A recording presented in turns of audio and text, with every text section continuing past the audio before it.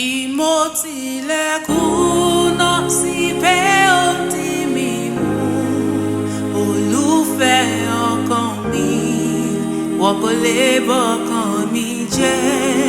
Mo kọrin àánú rẹ̀ àti torí ọ̀fẹ́. Ìwọ ló wù mí lórí ní ojoojúmọ́.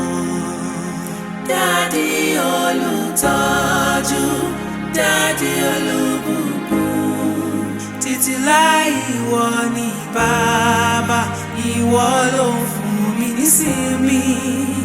Bí mo wò káàkiri, mo rí òdodo rẹ̀. Mo wólẹ̀ lékún mi torí ìwọ ni ọba. Ẹ ò irú ìfẹ́ tí bàbá fi fẹ́ wa tí a fi pè wá bí ọmọ Ọlọ́run.